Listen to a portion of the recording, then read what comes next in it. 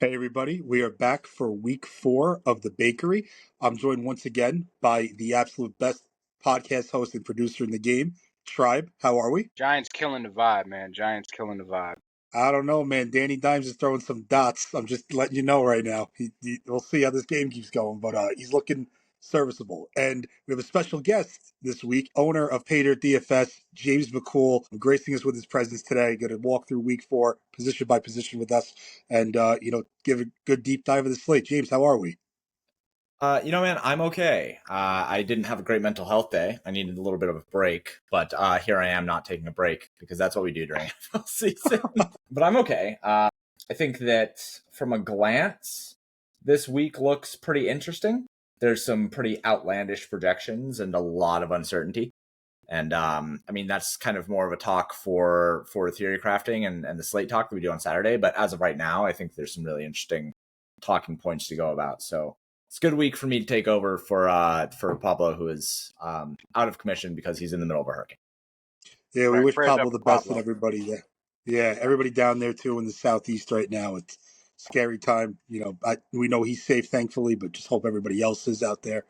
And looking back on week 3, this was definitely an interesting week. It felt a lot like week 2, except I felt like a lot of the outcomes were not as ridiculous, but there was a lot of things that happened that we did not foresee.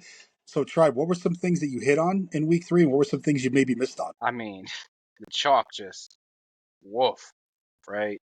Tampa Bay, Baker Mayfield just stunk it up. I went back trying to heat check with the Baker Godwin stacks and just wasn't there. Vikings again with Justin Jefferson just being low owned for his upside.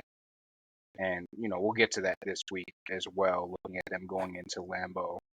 But that was probably the bright spot on the week and what led to me breaking even with the Viking stack.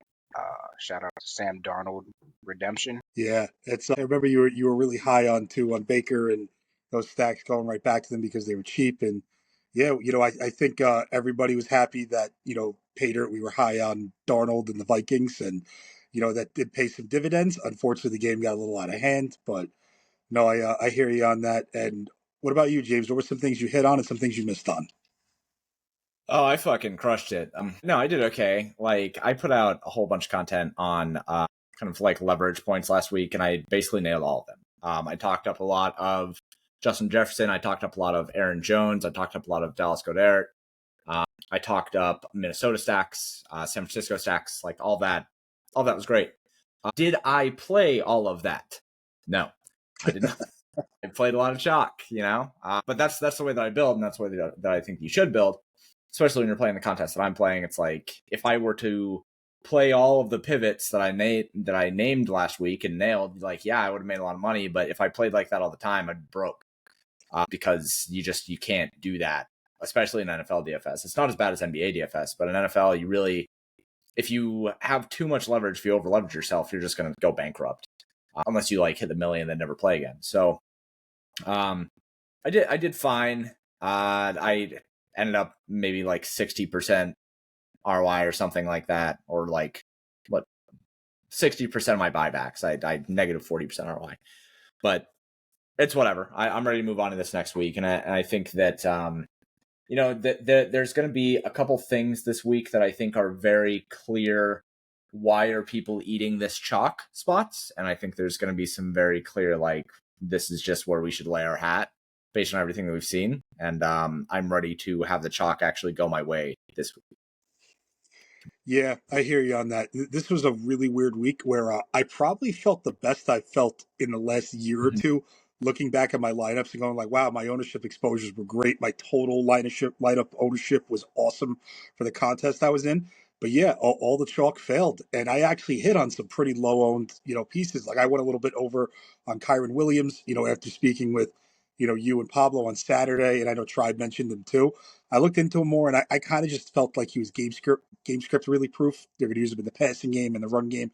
So that worked out. That carried me to recoup some money back. My biggest miss, honestly, was not thinking through how guys can really get there. But just looking back too, it was another weird stacking week too. Just Overall, my opinion, if you were lucky enough to get that weird Dak Prescott stack, that late surge, it helped out a lot of people. And I know that the 33-5 five entry max, actually a Hertz stack took it down, and the top 10 was littered with that, Purdy, and Darnold. So we were on the money. We talked up Hertz. We talked about Darnold. We just didn't put it together. Overall, this is one of those weeks I'm going to throw in the trash. I have no regrets about my total ownership. I'm sure you guys probably feel the same. It's just it was a weird week where a lot of chalk failed. And, you know, going forward now to look at week 4, our top plays starting at the quarterback position. Tribe, where are you going at the high end for quarterbacks this week? So personally, I'm probably not paying up at quarterback. We've talked a lot over these first 3 weeks about that mid-range and some of these lower priced quarterbacks being solid plays, and the gap between the highest scoring quarterback and the next highest scoring quarterback not being anywhere near as wide as the skill position players. That being said, if I were to go up, it's probably Kyler Murray. And I know technically he's under 7K, but I have him here just because his price at 6.8 is right on the cusp of that, but then also his stacking option, primarily being Marvin Harrison Jr., is on the pricier side. So I think, the combined stack with that quarterback is going to put the relative cost, around the same as the other high priced quarterbacks. But looking at the models on Paydirt, he has the second highest median and ceiling combination. And while he is getting ownership, based on what I'm seeing, it looks like people really considering playing him naked. Like, I wouldn't be surprised to see him be the high end cash game quarterback. But his pass catchers are all going to be low owned. So that's an easy way to get access to him on the high end at quarterback and be able to offset that ownership. So that's probably where I'm looking if I'm spending up. Yeah, love that call. I have to tend to agree. I got a feeling we're all going to have similar answers in this range. It's he just has such a high floor to it. What he could do with his legs. They've been an efficient passing offense, and they get like the nut passing matchup this week against Washington, who's just a sieve to anybody who can catch a ball. What about you, James? Where are you going at the high end? I'm going to be a little bit different here. I'm probably going to say Stroud. I think that Kyler Murray is a great play. Washington has been thus far the best matchup that you can have for both quarterbacks and wide receivers, I believe. I'm looking at DVP stuff right now, but yeah, Washington is allowing 24.4 fantasy points per game to opposing quarterbacks, 7.1 fantasy points above average for them, 43 extra yards passing. Just really, really good spot. They didn't do anything to make their defense better of last year, and they were like the second best fantasy defense in the league last year as well, right behind Philadelphia. So I think that all of that is good and great and grand. Kyler Murray is in a fine spot. I will also say with Kyler Murray is kind of a weirdo, right? Like he's kind of a diva, he's kind of a bitch. And keeping that in mind, being a diva and being petty and being a little bit of a bitch, he does have an opportunity for some revenge on Cliff Kingsbury here. So I think that is just a fantastic spot. But outside of him, I really like CJ Stroud because I think that Jacksonville is just an absolute trash can. Their offense is archaic. They don't do anything interesting or special on offense. Their defense, they're playing, I think, the most man coverage in the entire league. And while I think that stuff is secondary to building out models, I do think that it is worth looking at when you have elite wide receivers that can win basically on any route. And where Houston, I think they do have some issues and some liabilities, I also think that Nico Collins and Stephon Diggs can rip a man coverage into pieces. So I think that's important to say. I don't have him projected super well. I have him projected as maybe the 7th highest, but I think that when it comes to ceiling, we know that Stroud's ceiling is as high as anyone's. Set the rookie passing yard record last year. You don't do that unless you can ball. So I think those are my two guys here. Jalen Hurts, I think, projects fine. And Tampa Bay is a spot that we don't mind attacking. But that's going to be expensive. I'm not sure. Like, not only is Jalen Hurts expensive, but if Devontae Smith and A.J. Brown both play, that's a really expensive stack. Now, if neither one of those guys play, then you can get Jalen Hurts with Dallas Goedert and Paris Campbell, and that's a different story. We'll get to that on Saturday, but as of right now, we don't know. There's a lot of uncertainty there. So I'm going to say Kyler Murray and CJ Stroud with the secondary of Jalen Hurts. Yeah, you really read my mind with the Hurts one too. This Tampa Bay defense is just one that I think is you could just really they're a pass funnel, right? Like Bo Nix that first half looked like a competent NFL quarterback who's been there for a couple of years. And yeah, no, I don't anticipate Smith playing. AJ Brown may play. I don't know, but I'm with you. If one of those guys are in, I probably have less interest, which is very, very weird to say. Maybe a skinny stack if there's other value that opens up. But if they're both out, I really like Hurts just with cheap weapons. I was going to write Stroud too, of a pre-show. But honestly, I kind of like that Tank Dell's out. It kind of feels like the targets maybe a little bit more concentrated too on Diggs and Nico. And yeah, James, you beat me to that point too. I was going to say like Jacksonville plays a ton of man. It's one thing when you have Josh Allen and a bunch of like B-level receivers running around, and getting open. When you have elite high-end wide receivers getting open, it's a little different and it's a little easier. Love that call. And the other one I was going to highlight, I know he's going to be a little chalky. And, depending on this week, I guess you can consider him high priced just because we don't have an allotment of quarterbacks close to 8K. But I do like some Jaden Daniels. It's hard not to like him, right? I think you can look at him. His pass catching options are really not chalky at all. And I just like that game environment. I usually don't buy into the chalkiest ones, but what he can do with his legs, how bad Arizona is against the pass game. They're also bad against the run game, and I know we're going to talk about a good leverage point at running back, but do want to just highlight him. And what about value? So, Tribe, I know you said you're paying down this week, right? So where are you going here? I will continue to play Sam Darnold at sub 6K with an elite wide receiver at low ownership.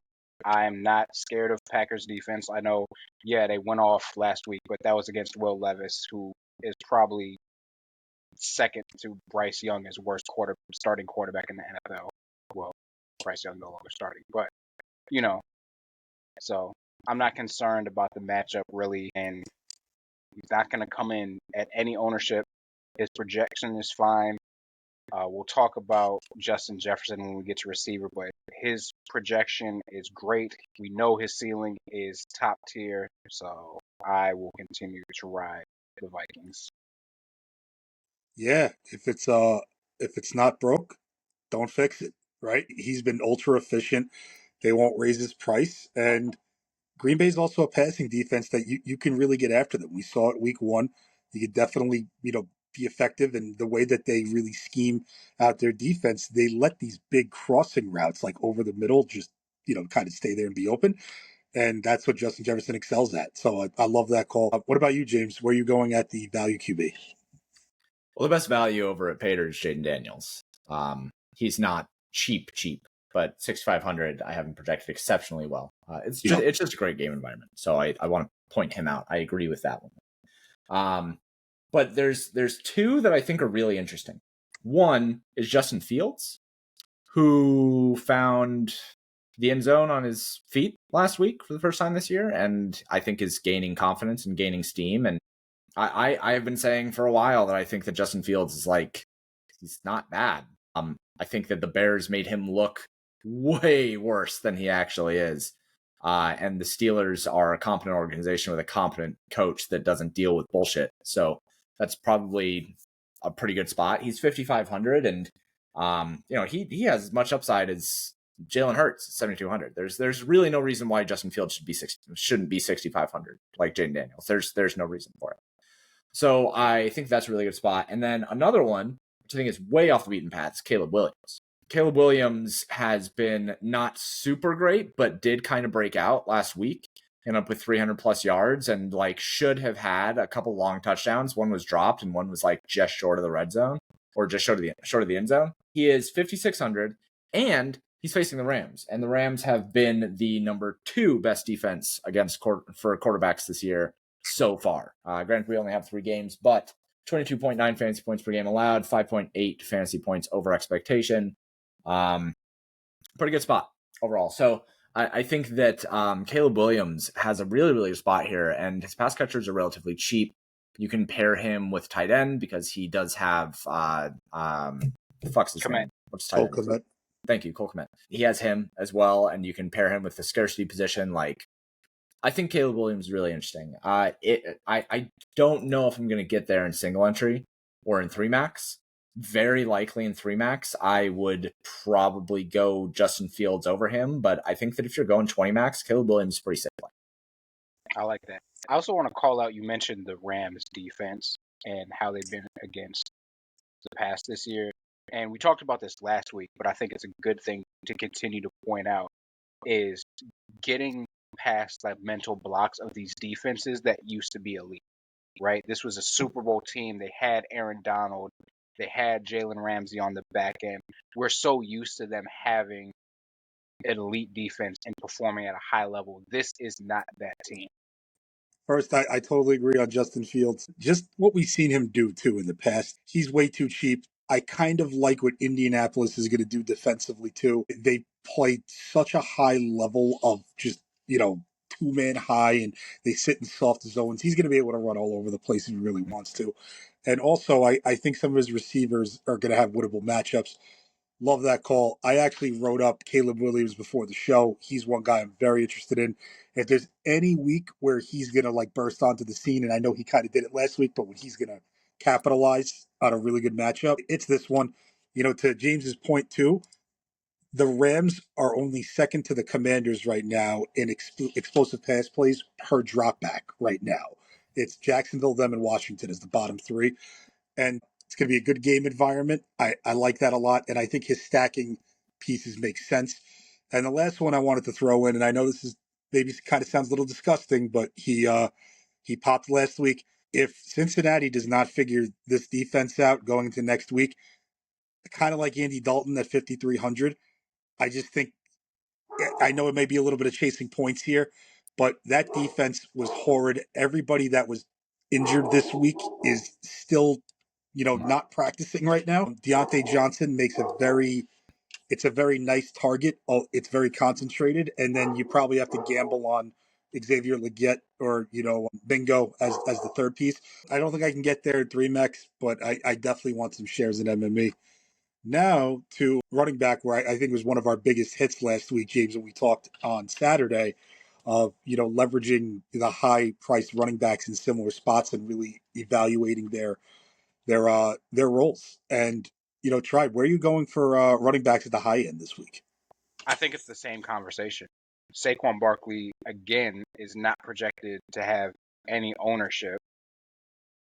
And ownership is going to Breece Hall on the high end, it looks like.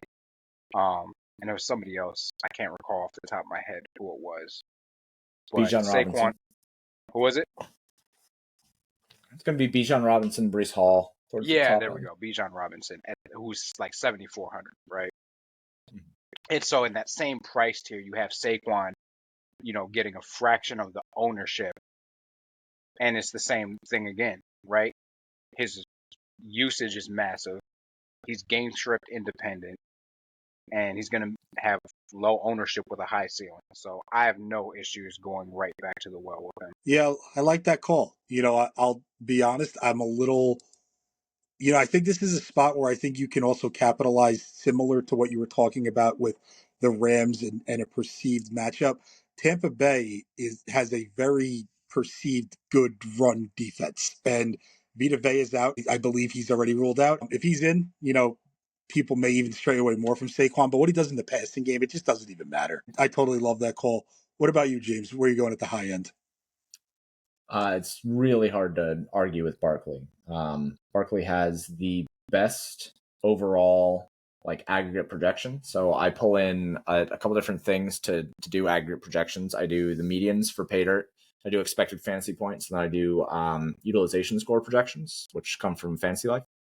And Saquon Barkley is the top of the league. His expected fantasy points per game is 24.3. His median projection this week is 20.15, and his utility projection is 20.4. So his aggregate projection is 21.63. It's just really, really high.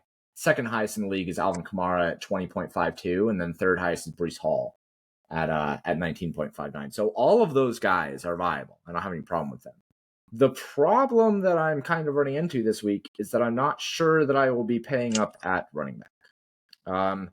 There's a lot of value this week, and when we look at the wide receivers, there's not near as much value, right? I mean, the best value, and we'll talk about wide receivers here in a sec, but the best value that we have when it comes to wide receivers in the models over at Paydirt is Rashee Rice.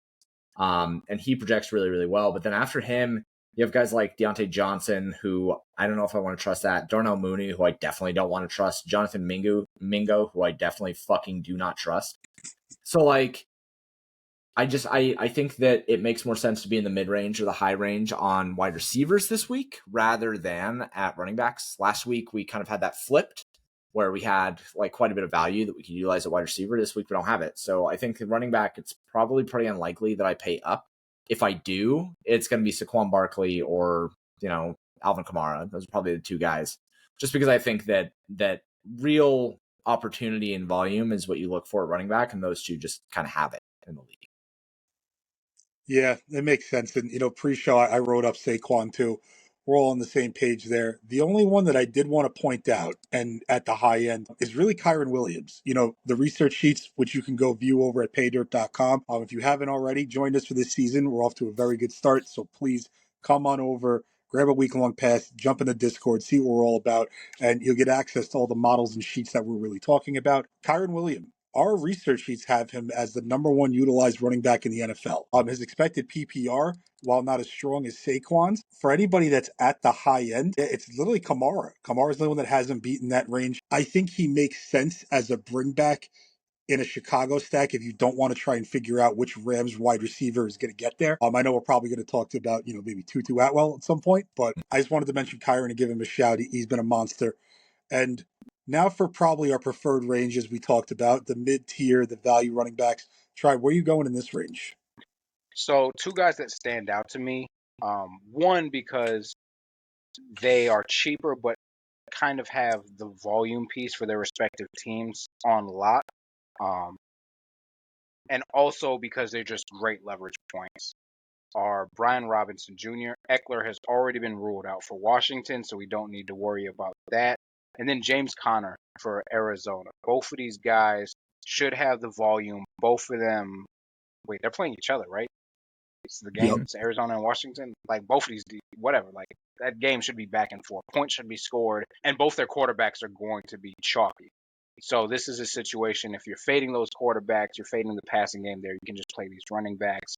I probably wouldn't do it with Brian Robinson, but with James Conner, he does get some passing game work. So that's one of those situations where I don't mind going with Kyler Murray, James Conner, and one of those pass catchers and hoping they score 28 plus points. Either way, both of those guys are cheap, have volume, project well, and are leverage points off of chalk quarterbacks.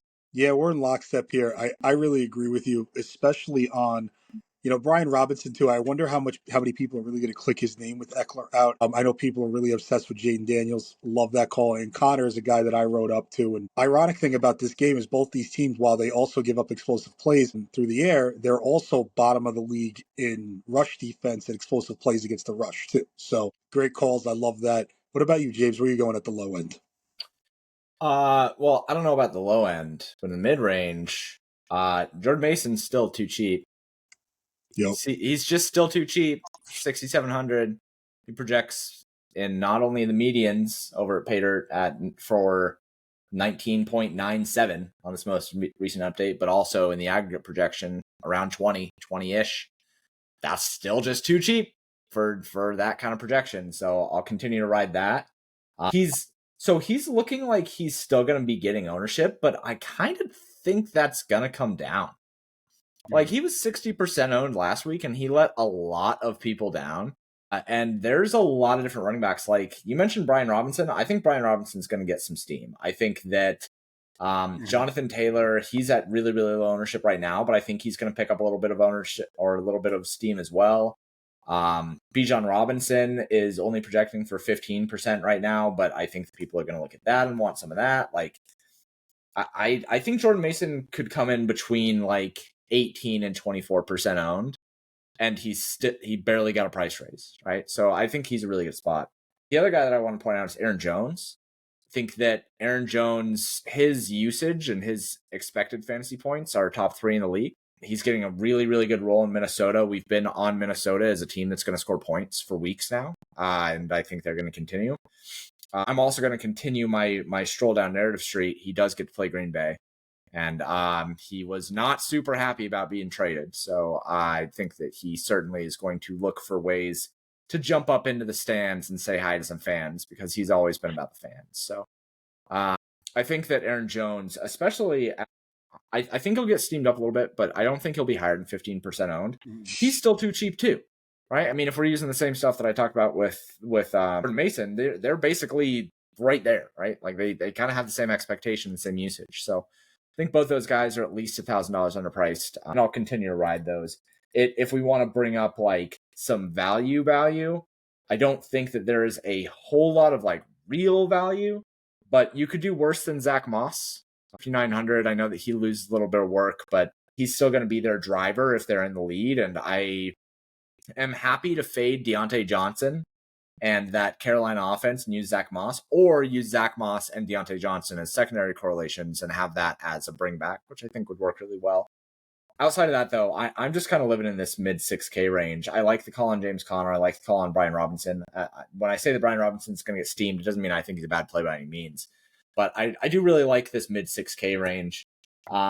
Last guy that I will mention is Jerome Ford. Las Vegas is a bottom 3 run defense. They're not a good run defense. So I think that Jerome Ford deserves another look based on usage and price. Yeah, I like that. I've been full agreement. I love all those. That's everybody I literally wrote up pre-show too. I totally agree. There is one I want to highlight that we didn't say, and I may be chasing some points here, but the matchup is really strong for running backs. Chuba Hubbard in this spot against Cincinnati, his usage was pretty crazy. He sees 4 to 5 targets in the passing game too. I know that might be a little chasey, but I just like that matchup. And if you think that they're a more competent offense now, if they get near the goal line, there's opportunities for him to score. So I just wanted to give him a shout. And before we get to wide receiver, I actually had a question for you both, because James, you said something about how Jordan Mason's ownership may, he's getting it right now, but, maybe it comes down. Do you think that that's because of his lack of pass game work compared to other running backs in his range? Yeah. People call him touchdown dependent.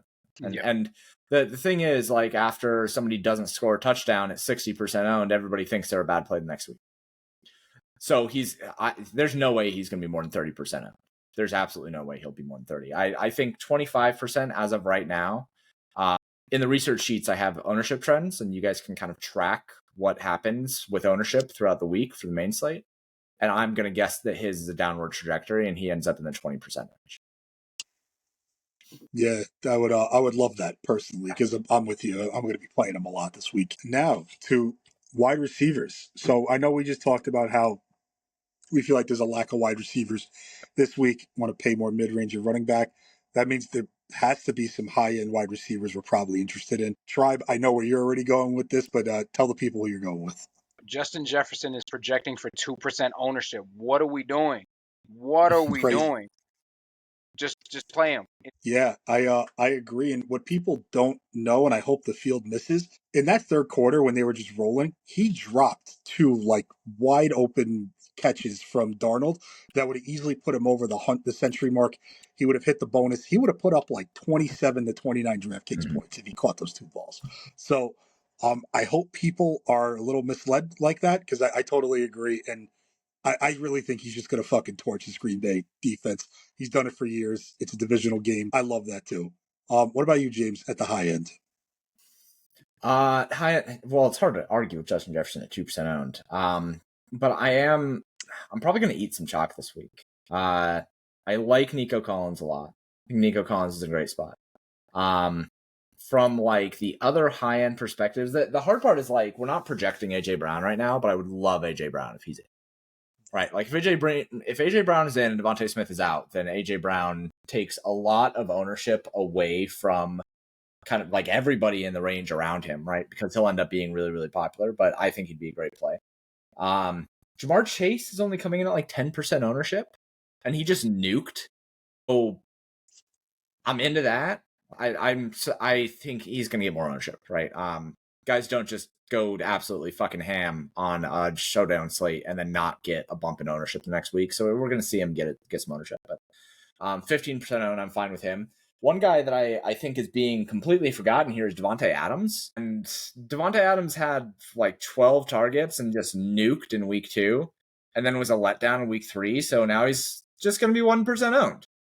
I don't know. I don't think he should be 1% owned. So I think that's a really good spot. And then after that, like, there's going to be so much about correlation this week and just pairing with quarterbacks. Rashee Rice at 7,300, I think, is a really, really, really good play. But that game environment is going to suck because the Chargers are slow as shit. Yep. So I don't know how much I love eating that. I'm probably just going to try to correlate with my high-end wide receiver, I think. Yeah, I think that makes sense. And I think that Jamar Chase ownership, I hope it doesn't come up. I will tell you, though, fresh off that Devontae Adams nuke game, he was only 9% owned against the Panthers last week. So maybe people still think the Panthers are the team from last year that wasn't giving up explosive plays, and, they were a really tough, relatively tough pass defense. Not the same this year. They're not the worst, but they're not the best either. So, yeah, I'm really hoping Jamar Chase's ownership does not spike whatsoever. The only guy I really wanted to add, and this is just more of a matchup play, is really Mike Evans. Mike Evans has these games where, he'll only go like, 5 for 70, but he catches 2 touchdowns. I know Philly had a good week last week. I don't trust the secondary. I think he's bigger, stronger, faster than anybody that's going to be covering him. I think Baker Mayfield's going to be able to find him too. I think this is a pretty good matchup for them in the passing game. So it's one of the highlight Mike Evans, and also because he's got a shit ton of touchdown equity. They get down in the red zone, they love that guy. So I just wanted to give him a shout. For the mid-tier now, in value, who's sticking out to you up down here, Tribe? Tutu Atwell, man. He's under 5K. If you need to dip that low, he projects decently in the models. He had a 22% target share last week without Kupp and Nakua. He's been on the team. He knows the system. Effort has a relatively decent amount of trust in him. I don't know that I need that value at receiver this week, but if I need to go into that range, that's the first place I'm looking. Okay. What about you, James? What are you thinking? Oh, I love Tutu Atwell. I mentioned him last week, and he did well. It was one of the reasons why I was able to cash last week. I think that he's a really, really solid option. It's hard to say no to Deontay Johnson. It's really hard to say no to Deontay Johnson. I just think that you have to be smart about it. Like, if you're going to play Deontay Johnson, you should probably play him as part of a Cincinnati stack as a bring back. Or you should definitely pair him with Jamar Chase, who's going to be under owned, right? Like, I don't think you should play Deontay Johnson as a one-off. I think that's a generally bad idea. But if you're going to eat what I assume is going to be 35% owned on him, you should do it with Jamar Chase or as a bring back. But he does make for a really good value. Somebody else that is, I think, probably going to get hurt pretty bad from underperforming last week is Brandon Ayuk. 6,400 and had, like, everybody wants to talk about Juwan Jennings with a 40% target share. And kind of 33% target shares. It's not even like he had a massively bad game. He just didn't have as many air yards or touchdowns as Juwan Jennings. There's no reason why Ayuk couldn't have put up the same fantasy points if he scored 3 touchdowns, right? Or if he scored 2+ touchdowns. So right now he's showing for 18% ownership. He was 35% ownership, I think, last week. So I think he's probably going to stay under 20%. He makes for a pretty good value play. I'm not going to fucking touch Jonathan Mingo. If you hate yourself and you really, really want to give yourself a bad Sunday, play Jonathan Mingo. I have a rule here that I don't play shitty wide receivers. Like everybody, who was it? It was that dude who I think he's still Laviska Shenault. Oh, God. Do you remember all the touts and Laviska Shenault? This is his year. This is his fucking year. This is where he emerges. It's never his year. These guys suck at football, man. Like, you shouldn't play guys who are bad at the sport that they're playing. And that goes for every single sport. So I just don't think you should play Jonathan Mingo. I think that's a terrible option. Somebody that I think will likely go way under owned is Ray McLeod in kind of that same range, and he actually does have a role in that offense. So What is Overall, Odunze though, priced at for Chicago? There's just not that many cheap wide receivers that I want. Like I am fine with Tutu Atwell. And then outside of that, it's only guys over 5K. The last guy that I'll mention here, Rashid Shaheed, bounce back game at That's my 55. boy. Yeah, he My did fucking not boy. he did not raise up a single dollar. It's gonna go from 25% owned to 1% owned, and you play him when he's 1% owned. So I think that's a great one. I do. Yeah, I love that. He's the guy I was going to talk about down there. It's funny, James, when you were talking about how at the high end you want to use it as part of your stacks. That's kind of how I feel about the low end guys too. If I just want to differentiate in MME, I don't even think you need to do it in a small field contest. Like Roma Dunze down there, he just popped. He's probably going to be. Wow, we actually have him as pretty low owned right now. But yeah, if you want to play him in a Caleb stack, sure. The one guy I wanted to talk to you about, and you're not going to like this, James, but he's actually one that I disagree with. I don't think you need to play him, but if you want to take a stab on him in a stack, Thielen's out. Jonathan Mingo is has the Don't do second it. most routes run. Don't fucking do it. Yep. Don't I'm do telling this. you, in a Dalton stack, I'm going to do it. I'm going to do it once. I'm going to do it. He's not going to be making many of my lineups, but I just want to point him out. I also do like Terry McLaurin. I wanted to give him a shout just because Jaden Daniels is popping his mega chalk, and for some reason, the guy who just also put on a show on Thursday night is not chalk. Fucking riddle me that. I don't understand why. So I just wanted to give him a shout. And yeah, I'm in alignment with the Deontay chalk. Depending how you eat it, it's fine, but I think he's relatively good chalk at that price. And yeah, I'm gonna have a lot of Rashid Shaheed. Just pointing that out there. So I'm ready to really have a miserable. Jason, what do you think the ceiling is on Jonathan Mingo? What do you think the actual? I want you to tell me what you think the actual what is the scenario for a ceiling game for Jonathan Mingo? Keep in mind, as I ask you this, his ADOT right now is 6.5. Oh, trash! No, 100%. I'm hoping he just breaks a big play. That's all I'm hoping. Okay. So your hope is that he scores on some sort of 45-yard touchdown on 5 targets.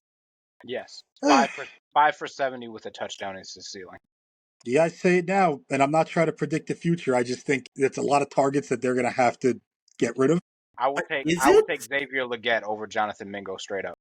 Well, here was the other guy too that I thought about. If you want to roll the dice and do that, I mean, if I'm going with the Carolina stack, I'm obviously eating Deontay Johnson.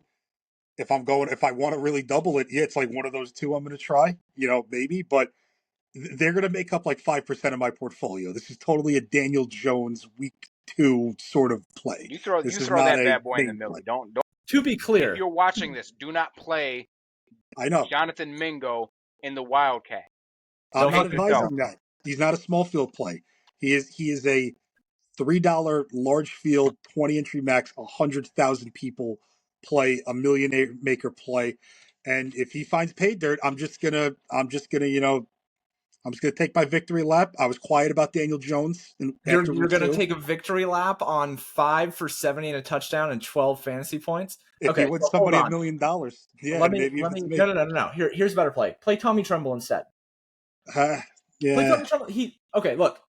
Look, I'm going to save you from yourself. Jonathan Mingo, 72% of the routes last week. Tommy Tremble, 77%. Okay? Jonathan Mingo has a targets per route run of 11%. Tommy Tremble has a targets per route run of 10%. Tommy Tremble has 100% of his targets catchable. 100% of them. It's accurate for him. His ADOT last week was 8.7. Jonathan Mingo's was 4.3, aka half of this fat tight end who's playing for. Just play Tommy Tremble instead of Jonathan Mingo. He's cheaper. He gets end zone targets. Fine, James. I'll just triple Carolina. Okay, we're gonna triple stack you. Just don't play fucking Jonathan Mingo. That's all you have to do. No. On a real serious note, he's gonna make one of my lineups. But yeah, Tommy Tremble is the logical stacking option if you're gonna double Dalton. If you're gonna throw away a lineup, just play it with Dalton, with Tremble, and fucking Jonathan Mingo. Don't even play Deontay Johnson. Just go full fucking send. Man, I'm just saying, if he pops off, oh my god, we may be rich. If who pops off, John, for 5 for 70 and a touchdown? You know what I will throw in the millie though?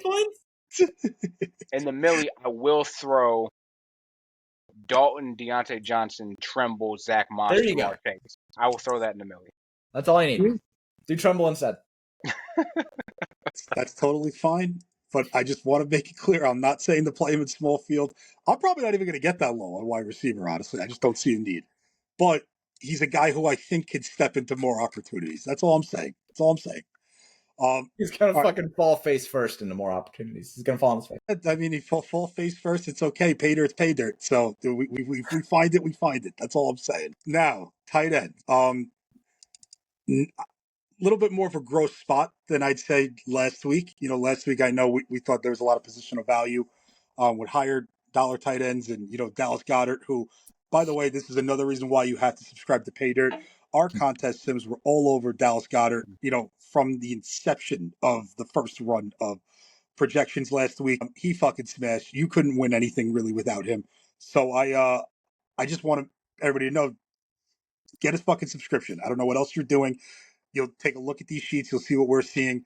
But Tribe, tight ends, where are you going at the expensive end for tight ends? So really quick, I just want to talk through tight ends really quick, and it's been pretty gross to start this season. And if you look at the research sheets at paydirtdfs.com, you'll see end zone targets. You go through the top guys: Brock Bowers, George Kittle, just the who's who of like who we consider the elite tight ends, or at least the tight ends who are getting the elite volume. Combined zero end zone targets. And tight end is inherently a touchdown dependent position for ceiling. So that is just completely neutering the upside of these tight ends. I do think we see some regression there in end zone targets to the tight ends. As far as spending up this week, I don't mind going right back to Dallas Goddard. Goddard. Is it French? I don't know. But either way, if A.J. Brown is limited or out and Devontae Smith is, I'm pretty sure, going to be out, I'm fine going right back to him. He had a ridiculous 31% target share last week. If those two receivers are out, it is really just him and Saquon Barkley. That is the Eagles' offense. So I have no issues going right back there. I think it's a good spot to go back to him, especially when it could be such a condensed target tree there. I think that makes a lot of sense. He's a natural pairing. What about you, James? If you're paying up at tight end, where are you going? I think you probably have to go Brock Bowers. You just it's him or Dallas Goddard. There's really no other option. But like paying up at tight end just doesn't sound appealing to me right now. These guys are going to get it back together, and I certainly think that is going to happen at some point. But as of right now, the value prop is just not there, man. The offenses are not scoring enough. There is significantly more upside both at running back and wide receiver. Like just from a pure roster construction standpoint, spending more than you have to at tight end is just neutering you. Like you can't afford to have the upside that you have from a whole bunch of other guys at higher equity positions if you're paying up tight end. So I do still really like Brock Bowers. He's another guy who's 30% owned last week. He looks like he's going to be 2% owned this week. That's a massive swing. I think you should take advantage of it. That's what we would call in the finance world an undervalued asset, boys. Got to take advantage of Brock Bowers in this spot. Another guy that projects well is Zach Ertz. You could do worse, right? I mean, I think he had what 5 for 60 and almost a touchdown. So, hey, Mason or Jason, that sounds like a stat line that you're interested in. About 5 for 50, 60 and a touchdown. Yeah, No, with a chunky quarterback, I'll find a pivot. Hunter Henry's right there. It's all good. A little bit more expensive than what you want to pay for it, but I think it's fine. I'm probably just going to pair with my quarterback. And I will say the Tommy Tremble thing, in all seriousness, he does actually project with some ownership right now. I do not want to play him in ownership.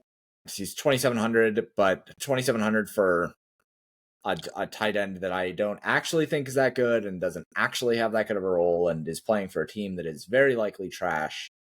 People chasing a bad defense. I think he's fine, but I don't like him at ownership.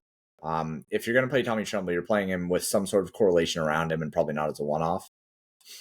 Tight end is just fucking hard this week. Cole Kmet looks interesting. Like I mentioned at the beginning of this, I like pairing him with Caleb Williams, but I'm mostly just going to correlate with my quarterback. Yeah, that makes sense. I mean, yeah, I was literally going to say Zach Ertz. He's a guy that, if you had to pick somebody you like, it's him. Another one I wanted to point out, just around the similar price range, and I don't think anybody's going to play this guy because he's going up against San Francisco. Hunter Henry has like a pretty unique red zone role for the Patriots. You have to assume they get there first, so like I get that, but he's got a lot of targets. He's got 26% of the targets, 22 percent targets per route run. His A dot is very good for a tight end too. I think his A dot's like close to 11, and he's got 34% of the air yards. So if we see Ertz get some more ownership as the week goes on with Daniel Stacks, I think he makes sense as a pivot. But yeah, I really don't like anybody at tight end. Brock Bowers feels the safest to me. I kind of feel like I'm playing a borderline wide receiver too at tight end. But yeah, I just don't want to. I want to pay the least amount I can and just correlate it if possible. Just wanted to highlight that. And now for James's favorite topic of the show, because he just loves predicting these defenses. Tribe for defenses this week. Do you have anything in mind that you're looking at, high end, low end? I know you're a big proponent of pay the least amount for defenses you can. Not even going to lie to you, I'm probably going to scroll to the bottom of pricing on DraftKings and just plug in who's there and build my lineup. And if I have a couple $100 left over, I'll try and upgrade, but I'm not forcing anything. One thing that I will say is now that we have the data in the research sheets, I will take a look at teams that project to drop back a ton. One of the things that gets overvalued tremendously with defenses for DFS is points allowed. I really don't care if the team is going to give up. They're going to give up points, right? It's kind of like pitching in MLB. Like they're going to give up a run. I'm not freaking out because they gave up a run because I'm hoping that they get strikeouts, right? And in DFS, I don't care if they're scoring points. I need them to get fumbles, sacks, strip sacks, interceptions. And almost all of those things are highly correlated with the opposing team dropping back and throwing the ball. Yeah, I get that for sure. And James, I know you're just a big proponent of whatever fits. Anything you wanted to highlight here? If you're not going to play just whatever fits, you should target defenses that are going up against teams that pass a lot, and you should target teams that are able to generate a lot of sacks. Those are kind of the only two things that really matter. If you have both of those things combined, that's when you can actually focus on that and be like, okay, this team, say San Francisco or Pittsburgh, is going up against a quarterback that gets sacked a lot. Like, those things matter, but you should never try to predict points. You should never try to predict defensive touchdowns or anything.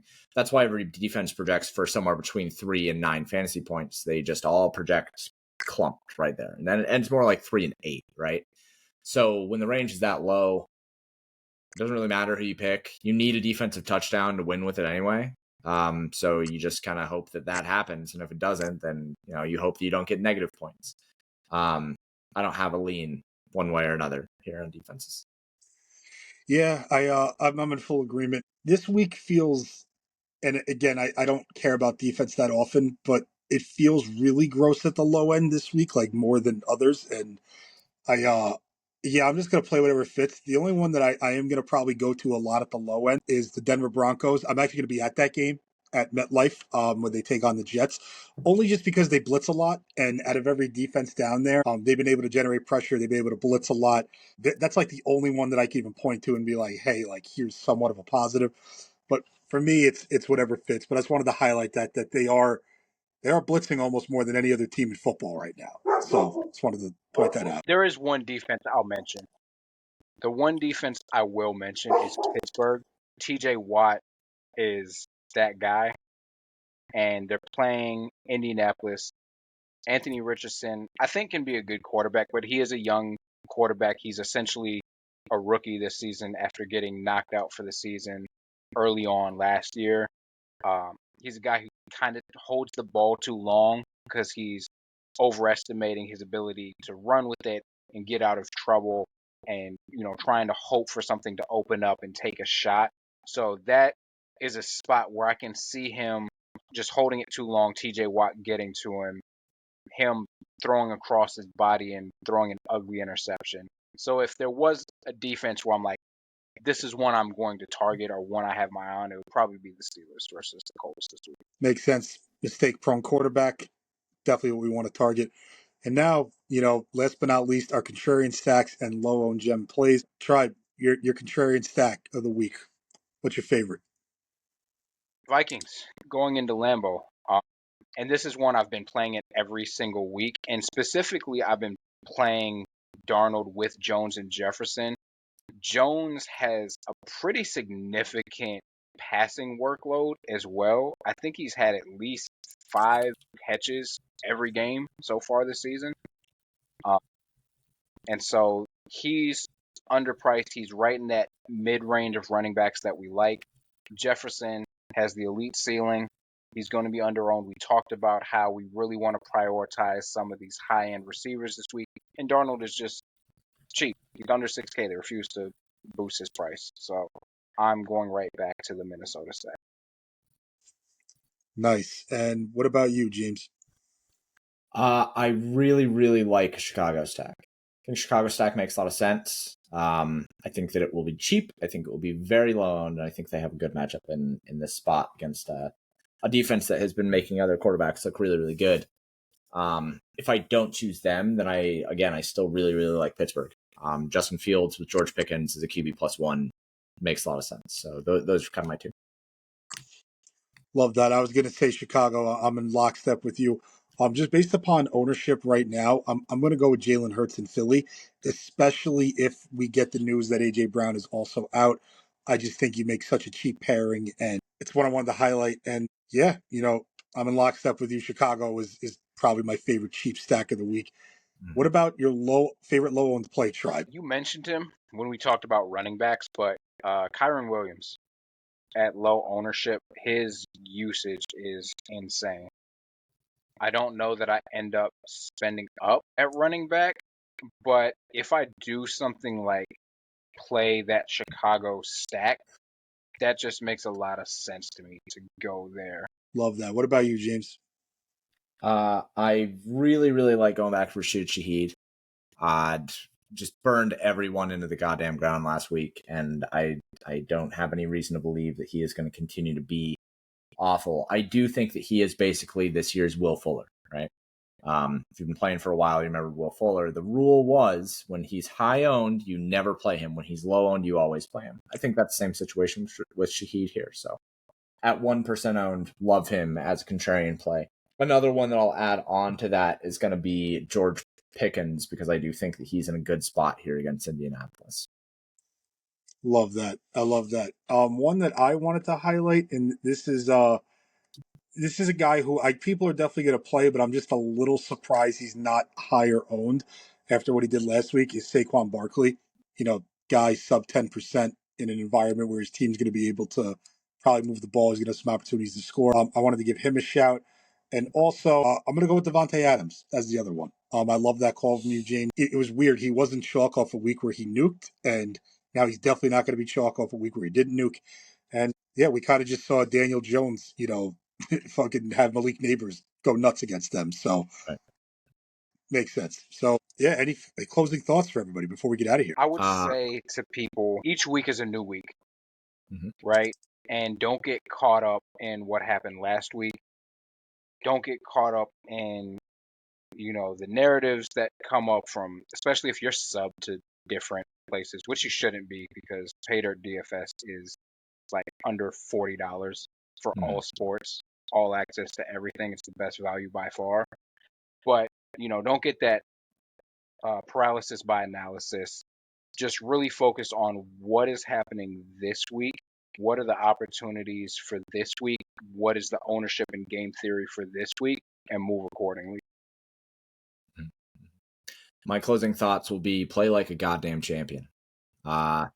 You should play and win like a winner, and don't be scared of the things that you're doing. I think that confidence is one of the things that drives the best decisions in the world. It drives the worst decisions in the world as well, but that confidence is what allows people to actually go forward and push the envelope on things. And if you feel strongly about something, you should go for it, except if that play is Jonathan Mingo. You should not feel strongly about playing Jonathan Mingo. Outside of that, play like champion, play to win, take home some trophies. Yeah, I was just going to echo what I said last week. If you have conviction and you feel like you have an edge somewhere, play it, especially if it's right for your contest.